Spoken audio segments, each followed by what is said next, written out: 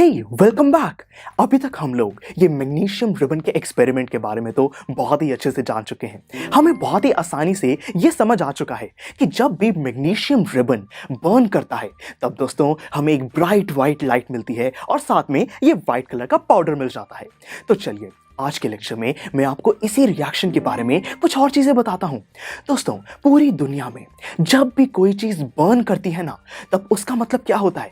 कोई भी चीज जब बर्न करती है तब वो एयर में प्रेजेंट जो ऑक्सीजन गैस है उसको यूज करती है। मतलब कि यहाँ पे वो जो सब्सटेंस बर्न हो रहा है वो ऑक्सीजन के साथ रिएक्ट करता है। कितना इंटरेस्टिंग है ना दोस्तों?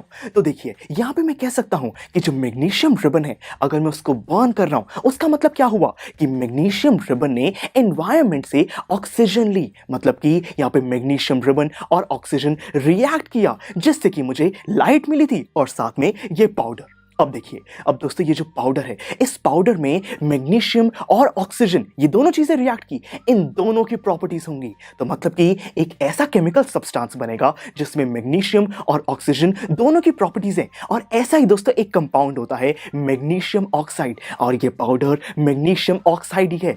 ये तो बहुत ही इंटरेस्टिंग बात है जो कि हमें समझ आ चुकी है।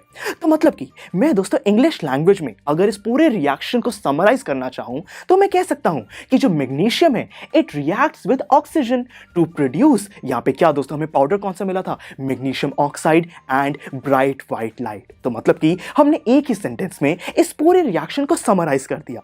पर दोस्तों ये तो समराइज करने का मेरा तरीका था, किसी और का वे डिफरेंट हो सकता है। अब यहां पे हमें क्या चाहिए दोस्तों? साइंटिस्ट को चाहिए था एक ऐसा वे जिसको पूरी दुनिया समझ सके, एक ऐसा तरीका जिससे कि पूरी दुनिया को ये केमिकल रिएक्शन समझ आ जाए। और दोस्तों उसके लिए बनाई गई केमिकल इक्वेशंस। ये जो केमिकल इक्वेशंस होती हैं बहुत ही आसान है, कुछ भी नहीं है। देखिए इसमें हम क्या करेंगे, हमने जो सेंटेंस लिखा था उस पे फोकस करो। हमने यहां पर कहा कि मैग्नीशियम रिएक्ट्स विद ऑक्सीजन, मतलब कि यहां पे मैग्नीशियम और ऑक्सीजन ये दोनों मिल रहे हैं। तो इसीलिए हम क्या करेंगे, यहां पे मैग्नीशियम के साथ ऑक्सीजन को ऐड कर देंगे, यानी कि सिंपली मैग्नीशियम प्लस ऑक्सीजन। ये तो बहुत ही आसान है।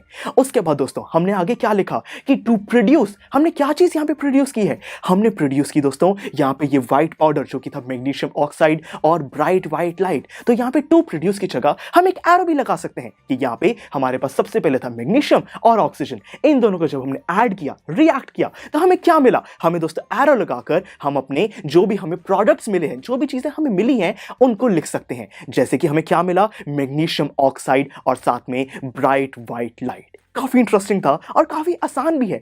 तो दोस्तों अभी के लिए हमने अपने रिएक्शन को कैसे रिप्रेजेंट किया है? हमने लिखा कि magnesium plus oxygen, arrow magnesium oxide और साथ में ब्राइट व्हाइट लाइट। पर दोस्तों अभी काम पूरा नहीं हुआ है, हमें यहाँ पे इनके केमिकल सिंबल्स को भी यूज करना है।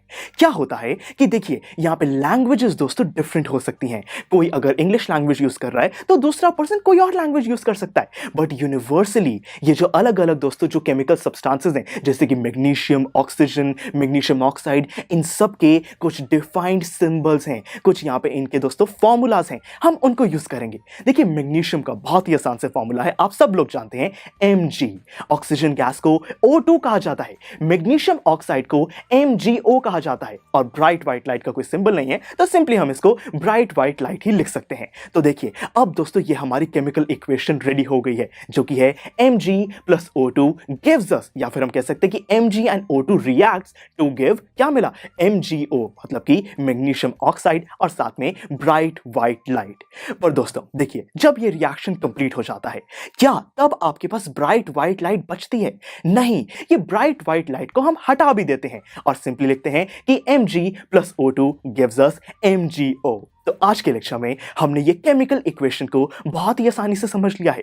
तो यानी कि दोस्तों सिंपल सा तरीका है कि हमने कोई रिएक्शन किया और उस रिएक्शन को समराइज कर लिया, फिर हमने ये ऑब्जर्व किया कि किन चीजों ने रिएक्ट किया है और हमें आखिर में मिला क्या है। तो मतलब कि हम कह सकते हैं कि जो रिएक्टेंट्स हैं वो आपस में रिएक्ट करते हैं। यहाँ पे मैग्नीशियम और ऑक्सीजन हमारे रिएक्टेंट्स हैं और हमें जो मिलता है उनको कहा जाता है प्रोडक्ट्स। तो इसीलिए दोस्तों मैग्नीशियम ऑक्साइड यहाँ पे हमारा प्रोडक्ट है और बीच में होता है एक एरो। तो देखिए बहुत ही आसान सी ये रिप्रेजेंटेशन है जो कि हमने आज के लेक्चर में समझ ली है। तो दोस्तों ये जो हमारा मैग्नीशियम रिबन का एक्सपेरिमेंट था इसके बारे में एक बहुत ही इंटरेस्टिंग फैक्ट है जो कि मैं आपको अपने लैब एक्सपर्ट से समझाना चाहूंगा। तो फिर चलिए उनकी लैब में चलते हैं।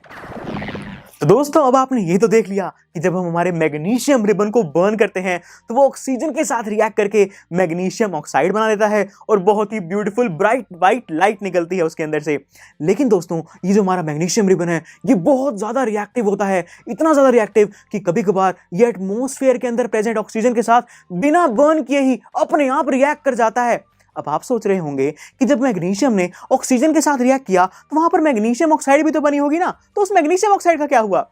मैं बताता हूं फ्रेंड्स, होता यह है कि जब हमारा मैग्नीशियम एटमॉस्फेयर में प्रेजेंट ऑक्सीजन के साथ रिएक्ट करता है तो वहां पर जो मैग्नीशियम ऑक्साइड बनती है वो हमारे मैग्नीशियम रिबन के ऊपर एक लेयर की फॉर्म में डिपॉजिट हो जाती है। और इसीलिए हमें मैग्नीशियम रिबन को बर्न करने से पहले उसे हमेशा क्लीन कर लेना चाहिए ताकि उसके ऊपर जो इंप्योरिटी यानी कि मैग्नीशियम ऑक्साइड की लेयर आ गई है वो वहां से हट जाए और हमारा मैग्नीशियम रिबन क्लीन हो जाए। और ऐसा करने के लिए हम अपने मैग्नीशियम रिबन को सैंड पेपर से रब करते हैं। दोस्तों ये जो सैंड पेपर है ये बहुत ही रफ सा पेपर होता है और इसीलिए जब हम अपने मैग्नीशियम रिबन को सैंड पेपर से रब करते हैं तो उसके ऊपर जो मैग्नीशियम ऑक्साइड की लेयर होती है वो वहां से क्लीन हो जाती है और हमारा मैग्नीशियम रिबन बिल्कुल क्लीन होके हमारे पास आ जाता है ताकि जब हम अपने मैग्नीशियम रिबन को बर्न करें तो उसके ऊपर कोई भी इंप्योरिटीज प्रेजेंट ना हो। अरे वाह क्या बात है। तो मतलब कि ये केमिकल इक्वेशंस कैसे फॉर्म की जाती हैं ये तो हम बिल्कुल जान चुके हैं और हमारा जो मैग्नीशियम रिबन वाला एक्सपेरिमेंट है उसमें तो हम बिल्कुल अब एक्सपर्ट बन चुके हैं। तो चलिए दोस्तों ये सब तो हमें समझ आ गया। अब यहाँ पे सवाल आता है कि ये जो केमिकल इक्वेशन है क्या ये बिल्कुल फाइनलाइज हो चुकी है? नहीं दोस्तों, अभी भी इस केमिकल इक्वेशन में बड़े सारे चेंजेस किए जा सकते हैं, इसको मॉडिफाई किया जा सकता है कि ये हमें और इंफॉर्मेशन प्रोवाइड करे और नेक्स्ट लेक्चर में हम इसी चीज को समझने वाले हैं। तो फिर चलिए मिलते हैं अगले लेक्चर में। आई एम श्योर स्टूडेंट्स आपको ये लेक्चर बहुत ही पसंद आया होगा। तो अगर आप अपने हर कंसेप्ट को इतने ही मजेदार और इंटरेस्टिंग तरीके से क्लियर करना चाहते हैं तो डाउनलोड कीजिए हमारी PuStack ऐप, जहां पर आपके लिए और भी बहुत सारे ऑप्शंस अवेलेबल हैं जैसे कि sample papers, back exercise solutions, written answers and much more. So what are you waiting for? Download the app now.